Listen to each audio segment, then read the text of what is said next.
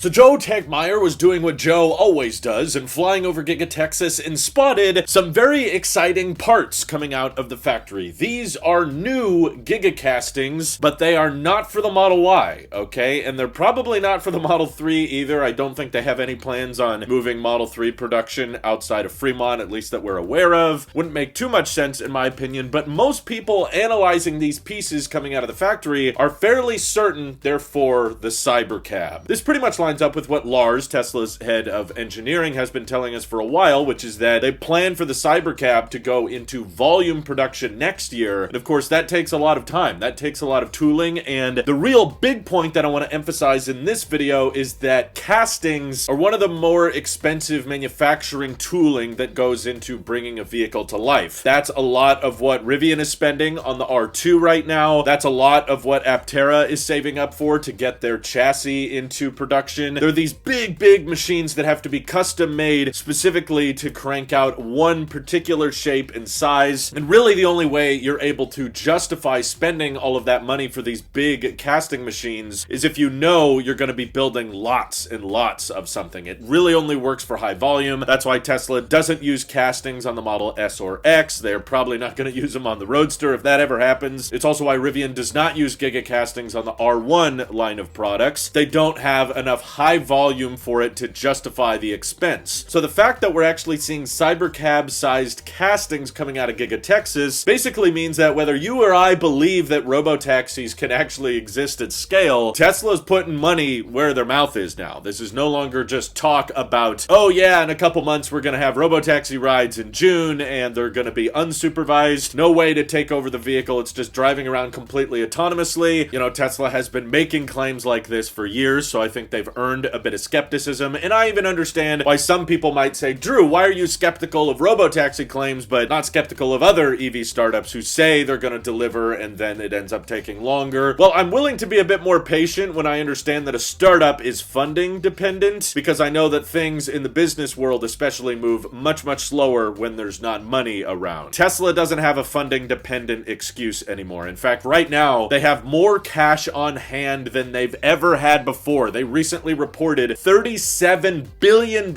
in cash in the bank, okay? So there's no excuse of funding. Tesla can't say like, well, we wanted to deliver robo-taxis 3 years ago, but we were funding dependent. No, they keep moving the goalposts between, oh, we're data dependent, or no, we're compute dependent. Depends on what time of year you ask Elon. Sometimes he'll say, oh yeah, it'll happen next year, it'll happen by the end of this year, but he's been saying it for years, and they've had billions of dollars available to them, and they've posted videos with supervised FSD showcasing that for employees, they already have an early access program of the robo-taxi network. And I'm actually somewhat convinced that if the weather is nice, yes, I believe Tesla can probably drive people around autonomously without anybody behind the driver's seat. And they even kind of conceded a little bit on the last earnings call, saying that they actually have a way to course correct some of these vehicles remotely if they get stuck somewhere. Which is funny because I feel like so many Tesla fans for years have been making fun of Waymo, saying, oh, that's not truly autonomous because they have to geofence where the Waymos are available, and you know, the vehicles are really expensive and they can control them remotely, so it's not truly autonomous. I've heard Tesla fans complain about Waymo all these years, and now Tesla's going around and doing basically the exact same thing. They're saying, oh, we're gonna launch robo-taxis in Austin in June, which again is geofenced, which kind of goes against the whole Tesla narrative all these years, which was that, oh, one day we're just gonna wake up and robo-taxis are gonna work everywhere, you know, just in every city simultaneously. Nope, now we're going back to, okay, well, yeah, you kind of have to start geofenced, which is what I expected from the beginning. And now even Tesla's admitting that, yes, they have a way to remotely fix the vehicles if they get stuck, or remote control them briefly to get them back on the path as needed. But I'm guessing Tesla's not going to reveal exactly how much it can save it, or probably they're not even going to tell their riders that they intervened remotely at all. So again, I'm sure Teslas are way cheaper than Waymo's vehicles, but again, they're kind of following in Waymo's footprints with the whole remote access in an emergency and geofenced areas, which for a long time they said they weren't going to do. So basically, I'm trying to say, as far as the software is concerned, I'm skeptical if it can scale as quickly as Tesla thinks it can. They seem to be convinced that they can leapfrog Waymo, although I'm still seeing circumstances where hardware for Teslas are making mistakes and people have to intervene somewhat regularly, and yet simultaneously Tesla's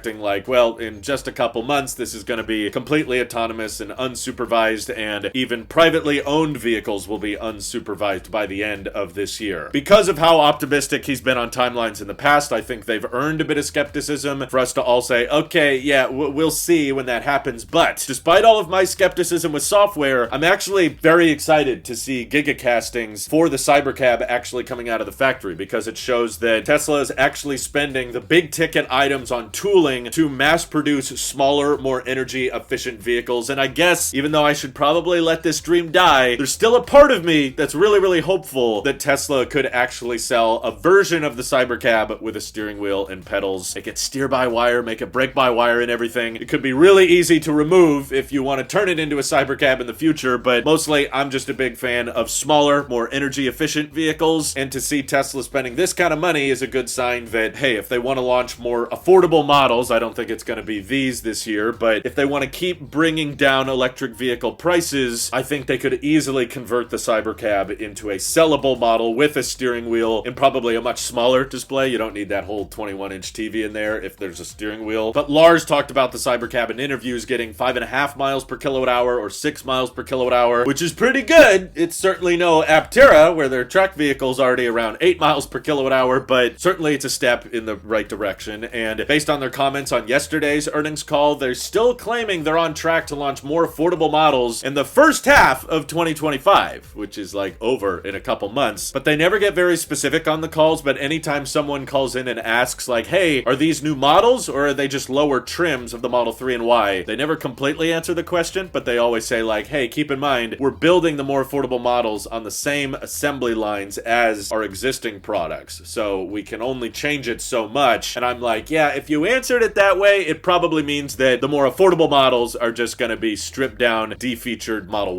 Ys. These could have their new motors that are cheaper to build, that don't have rare earth materials in them. These could have single pane glass, textile seats, maybe fewer light bars, no HEPA filter, just to name a few of the things that we saw on the cheaper Cybertruck. You know, you'd probably drop the rear mounted display for the backseat passengers, definitely take out some of the fancier speakers in the sound system, take out some of that ambient lighting, and especially if they start taking out modules from the battery pack. If Tesla went back to making, 50 to 60 kilowatt hour packs that still qualified for the federal EV tax credit, we're talking about, assuming you qualify for that credit, $30,000 Tesla Model 3s or Ys, or maybe even lower, depending on how much they're able to take out. It's just going to be slower, not have as much range, but it should be pretty efficient, actually, which I'm excited about. But of course, I doubt they will skimp out on the autonomy features, because Tesla wants every vehicle that they make to be a potential future robo-taxi, right? So they'll still have autopilot, they'll still have the option to buy FSD, which is going to be kind of hilarious to have like a $25,000 car that you can add on $8,000 worth of software. Pretty nutty when you think about it, but what do you guys think? Are you excited at all about the CyberCab castings already coming out of the factory? This means they're calibrating the new casting machines, and do you think there's a decent chance in the next year they're going to sell a two-door Cyber Coupe that you can actually drive and own, and you don't actually have to use FSD if you don't want to? Feel free to let me know your thoughts and predictions down in the comments below, and thank you to everybody supporting this channel directly. Seriously, helps us out a ton, as does just watching these videos, so thanks again. Have an excellent rest of your day.